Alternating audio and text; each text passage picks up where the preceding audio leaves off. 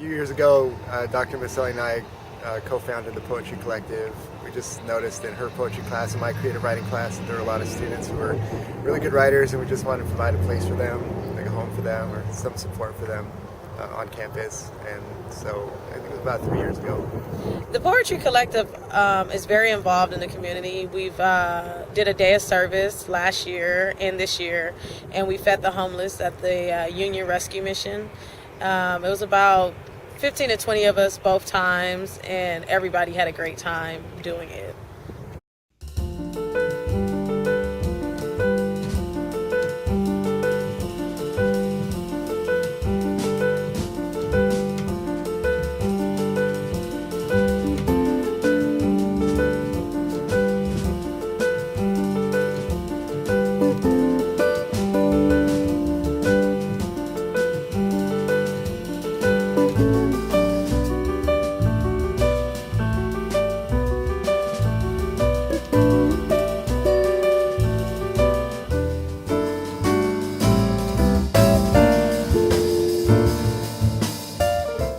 If she had just listened to me, we wouldn't be going through this.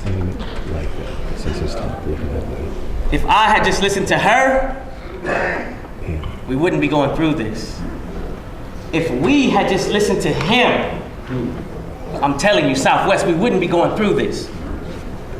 With eyes plugged into the IBM, she heard, blase, blase, blase, blah, blah. But what I was really saying was, continue to do what you're doing. By the time you finish, you'll be alone. On my way out to go smoke with Tyrone, I heard something, and something else. But what she was saying was, continue not to do what you're supposed to be doing. By the time you start, you'll be alone. In the background, I heard crying and yelling and screaming. Well, in the background, she heard, Mama, I'm hungry, Mama, I'm wet, and Mama, I'm sleepy. But what he was really saying was, if both of you don't just listen, then we all gonna be lonely. Especially me later when I distance myself from the both of you, holding a grudge from a fight that you two had with me in the middle, catching blows from both sides. I'm trying to break up a fight while y'all trying to break up a family. And we both heard it but couldn't understand the language. And that's how I became 1/3 of a broken heart.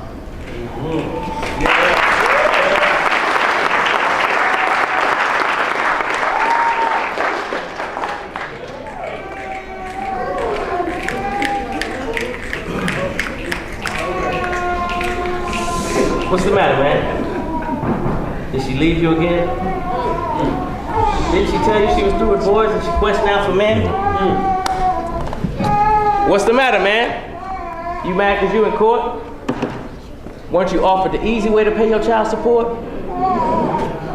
What's the matter, man? Your son don't want to be bothered? He's happy with his mother who traded his daddy in for a father? What's the matter, man? You competing with him over who can get at her, and you won because your mind didn't matter. She's worried about whose wallet or whose rims is fatter. What's the matter, man? You wish you lost that bet, huh? Because now your life is turning? What, you thought your cold heart could keep your genitals from burning? What's the matter, man? You want to start some mess like a narcissist who'll milk brains like cereal for the material and that make you feel imperial? Really though? What's the matter, man? Cuz blood wear blue? You gonna take his cause you ain't got that shoe? Fool, what's wrong with you? Now, what's the matter, man? You got brains splattering cause of colors, gear, fear, and everything else that ain't mattering? What's the matter, man? You don't know where your money went? Your drinking problem won't allow your drug money to pay the rent? Oh, what's the matter, man? Mom ain't around to save you so you can't cope? Went from anti to accepting, selling to smoking dope? What's the matter, man? You don't know who to point the gun at when you get ready to pull the trigger? Oh, you didn't know I was talking to you when I said, what's the matter, man? Because you thought you was a nigga. Ooh.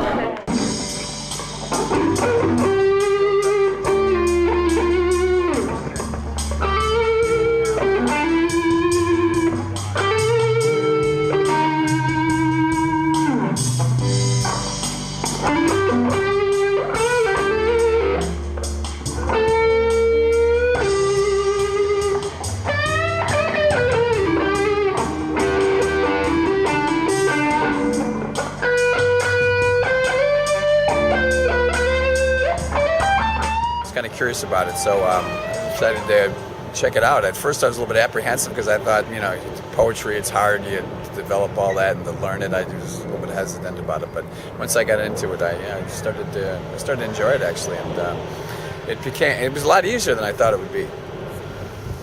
I cried for the first time knowing that I was in the hood, around my own people, so-called black people, with guns in their hands from babies on up, from moms and dads, not a care in the world, no self-respect. I sit here in the middle of it all, a voice cried out from the inside, saying that we the same folks that was brought over here on slave boats, letting the so-called white man caught us out of earning, but no, we know better than them. We got guns in our hands. Do that make you more of a man or a woman? Just because you got a gun in your hand but no education to back it up? Can't read, can't spell, can't multiply or divide? Dang. All of your so-called friends encourage you to do the wrong thing. Had a free education but you let it go to waste. Won't you put down your gun, pick up a book, educate your mind, ain't never too late. I feel really safe here and unjudged. That's what sets the Poetry Collective apart from other groups.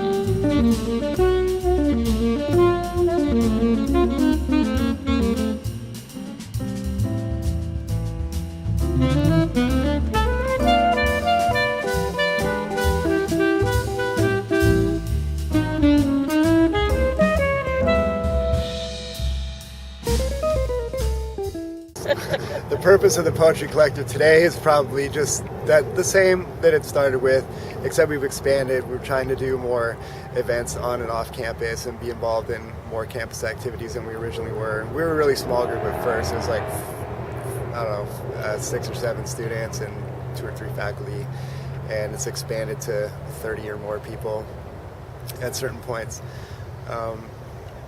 Yeah, but it's the original purpose, just to get together, write poetry, and support each other, is still there. Foolish man, man of folly, the way you have paid for yourself has rendered you lost, confused, void of understanding, and clothed in rags. How else do you believe you have found me? For you could not see. You were blind, though you have seen the light in me. For it is I that makes the way of the lost. And the time has come for you to choose to walk by faith through this land and to trust in me to carry you through to the other side. But man of light, to your way I am ignorant and cannot see. Blind man, you can see, for you have seen the light in me. You have journeyed with me for some time now and have been kept hydrated and full. Your footsteps have not stumbled, and nor has the skin torn your bare feet from the rough terrain. But man of light, where have we journeyed to, for I am lost? No, said the man of light sternly. You were lost, and now you have been found. Well, I got involved with the Poetry Collective. My English professor at the time, Mr. Lozada, was telling me that they had a poetry group, and I automatically jumped to the opportunity because I've been writing poetry for so long. And I was looking forward to mingling with a group of people who was interested in the same thing. And once I got in there, I loved it, and I continued to be as much involved as I can. Tangier, before the mass movement of the tectonic plates in which the ground shifts in different formations, thus creating the present division of nations, now poverty is ordealed as a formal notation for most, or is it just propaganda in its beginning stages? I propose you seek logic and be honest. More people working together, no animosity to contest, would therefore create an environment in which law enforcement would no longer be conspiring. If everyone could break down their walls and barriers, more people would go to college than caskets as a career. Look at the big pictures, numbers matter, great ordeal, so there's much to be achieved and accomplished. I believe it is fear, a fear that a total oasis, no matter what intelligence level, ethnicity, brain capacity, physical attributes, and or anatomy, could live peacefully in an unbiased, stress-free establishment. I deeply believe so, endeavored in my spirit, mind, body, and soul. If we truly all tried 100%, we can unfold history in the making, peace throughout the world will leave starvation. As for wars, there will be no need. As for guns, they should be relieved. As for violence or knowledge, shall invoke thought before action, thus negative action shall be canceled. Believe me, I know to do right is harder, but what matters is that we're here breathing and working harder towards our goals. But as one entity, we could reprimand all positive desires. Say the word, say it or disperse it. If it's peace, love, and happiness, then I concur and agree congruently, influencing everybody, no matter what circumstance, to get enrolled and leave the negative load. Knowledge is power because they can take my shirt, shoes, even fire me along with my rights and food. But as long as I have obtained information about a subject on different aspects, then I can start from the foundation in which I built upon to make better and newer captivations. Give me one moment for translation. Yo creo que cuando hablando está más mayor para los maestros enseñando. No es fácil cuando solamente viviendo toda de su vida con solamente un idioma. Dame sus orejas, sienten las palabras que digo y comprenden con su corazón. Entienden, siguiendo con no demoras pueden hacerlo. ¿Por qué no marcar más primeros? Nunca persona a ser perfecto. Oh, dear. Oh, my bad. Oh, let me do that. Hold on.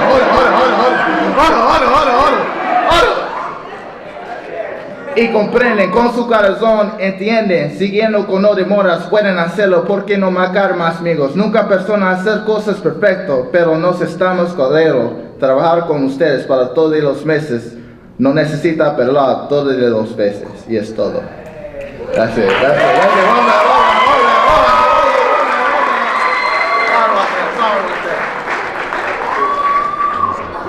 I'm gonna just walk out. I love the Poetry Collective. It's great people, loving people, caring. I get to recite my poems and speak how I feel. I'm allowed to be myself, and it's a great place to be. I do plan to continue to perform and write poetry. I also have a plan to do another collective with the help of Chief Orelli through whatever university I'm at, to kind of expand the Poetry Collective a little more worldwide than just at Southwest.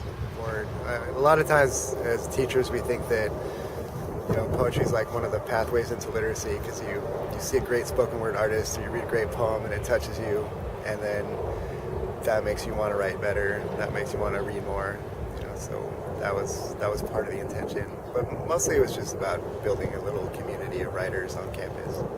What sets the group apart from other poets? I think basically, I know all poets are original per se, but I think we just have a little bit more originality, different walks of life that we all come from, and we just make it all gel. Basically, we're like a family. Believe it or not. Like I said, I'm the comedian. Saya's more like the baby sister who have to act like a big sister sometimes.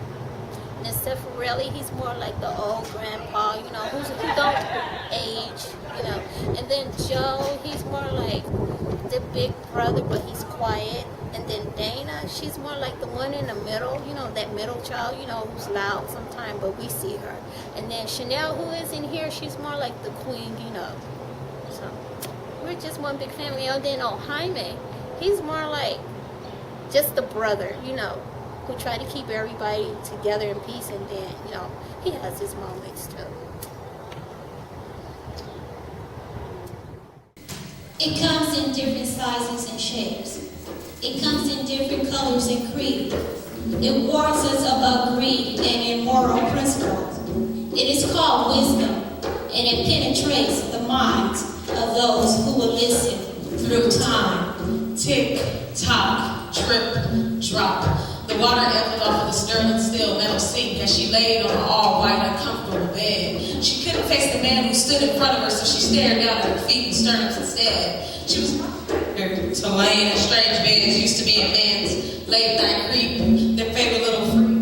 She stared at the ceiling, but this time it wasn't in bliss. I think I need to rewind the clock to the first time, her first time, the first time her purity died, because she traded her beliefs for a moment in time. The time they spent unprotectedly was the kind of time she liked, but it wasn't the last time or with the last guy, until the morning sickness and the cravings at night. Now instead of laid up all night, she stays up all night, worrying what the stomach pain could be, until the doctor answered her question with only one option in hand, which was to keep it. She held her stomach, she was 16 and she'll never forget it.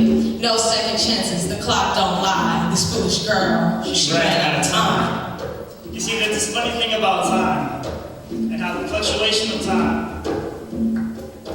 There's a funny thing about how the fluctuation of time defines moments, but the never-ending story of the human condition. condition. And through it all, what you really wish is for time to rewind so you can refine a self. And that's this funny thing about time and how much age takes a toll on you. As you see people grow from the cries of baby bottles to the clinging cheers of beer bottles, and you gain a strange perspective on human pain and effort.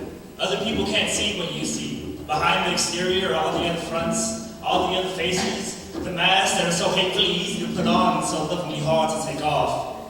See, the funny thing about time is when hours turn to minutes and you're seconds away from the stress spontaneously combusting into an all-out battle, a humble approach is the last facet ever seen. Because it takes great spiritual resilience not to hate the hater whose foot is on your neck. And it takes an even greater perception and charity not to single-handedly, by second-hand intention, embed a child with hate. So it's the responsibility of humanity to trust and celebrate what is constant. Birth, struggle, and death. And though I cannot remember the last time I prayed, it feels so good to say that I have not been chopped out by no trepidation to look up at the sky and look for answers, because fear should never determine love. And though we may not always think so, love is another constant, and I love love. You just let it set and manifest. Because it's hard enough to find without all that other mess of running into constant tests. And this is why we must persist and insist like lovers do. To intellectually dare everything with devotion and not denoted notion to apprehend the nature of change. See, the funny thing about time is how just 2 days ago seemed like a whole year ago. And now all those troubles stuck between your ribcage can blissfully unleash the new resolutions, and you can start over again. Hey, look at that. Time is rewound. I get it. Life is merely moments and memories, past or present, then or now, and to foolishly believe that it mattered. It isn't real. It wasn't real. The passing minutes are expired time, exfoliated with death. The decaying of my flesh and the rebirth of my spirit, whether good or evil, dead or with life. It is my soul's destiny to be in unison with the wind and the earth. In my time passing, did I discover my purpose? The reason for existing in pain, darkness, and blinding the absolute divine power of my spirit? Evil has ruled the hearts of many men. Even I have been guilty at times. The hatred seeps through the pores of a man an hour. The malice of his heart upon the timorous. Conquerors of the mind? Enslavement at birth of my mind, that only crisis could awaken my soul to search for the truth? Surely there is another way to expedite from this hell. Powerless, torn, and subdued, where is the avenue of escape? They hit the map. They are clever, diligently systemizing to keep me from seeking. Who am I? In my search, I have come to realize time as the true emperor, the true ruler, merciless, unforgiving, always forward, never delayed, and to face me with faith that I may choose to live in the truth of the Spirit. A delayed decision would have rendered me eternally lost, a slave for the entirety of my life in flesh. At death, a wanderer in spirit, as primarily absent was the realization that life is merely moments and memories. As the minutes, the seconds, have been indicative of the end, yet the end is the beginning. The power lies in the ability of a man to choose his destiny. Favorable of time was ostentatiously dressed in a way in which his mind could perceive, likely not. And so time will depart from him, revisited as a memory, his regrets, a moment to never return again, and him absent of true meaning and purpose, on a useless plight to live, as he has already died in spirit, as the flesh profits nothing besides a costly casket. Tick. Too many chances and not to take it. Talk. How you live is on you, because life is what you make it. Tick. You are who you are, no use in trying to fake it. Talk. Trying to take another life because you're too lazy to. Tick. No, I'm not perfect, but I'm man enough to say it. Talk. Time is too precious and of the essence. Please do not waste it. Thank you. What I've discovered is there's no right or no wrong poetry, so it makes it a lot easier to get in it once you get in it. And I find that it sort of frees your soul up in a sense. Like when I think of something, I want to write something, it gets in my head and it just keeps going and going, and it's like it really feels good. It actually brings on the more deeper poems and things like that because really emotional. I get choked up, and it sort of like releases his feelings and stuff, and it's good. It's kind of spiritual, so I enjoy it. Well, to someone who doesn't understand poetry, I would say that you do understand poetry. You're just trying to think you don't because you think of poetry as a technical term. I once learned from a very great man that a poem is a poem if you say it's a poem. So there's nothing to understand. My inspiration for the pieces that I write is just dealing with life, and I like to reflect on it. This original piece I'm going to do for you guys is called Who's to Blame? We are not God. We are human. Therefore, we are cruel to one another. God forgives us with every mistake we make, but we only allow each other to make 3 mistakes or strikes. Oh, what a beautiful sight of 7 and 11-year-olds playing in the jail yards until they're transferred into prison life, where they'll do life and end up some 45-year-old man's wife. Never had a chance to be a kid, let alone a man. They went from juvenile to face down in someone's bed or concrete ground with some cop shoe print imprinted in their nuts. And the system excuses, we had to make an example out of them for killing a man, but did you ever see a gun in any one of their hands? No, because their big homie told them that they're too young to do jail time, so they might as well take the blame. And in that split second, it went from gunshots to being surrounded by the cops, and white lies turned into suicide, which is actually street truth that got passed down from uneducated to ignorant. And why are we so quick to lock them up? Instead of nipping it in the butt by providing social awareness, we need to take our community under our own wings instead of depending on these sister and brother programs we see on TV. And the rappers that make these gang lives look glamorous with their platinum chains and champagne, and most of these rappers ain't experienced what gang life really is.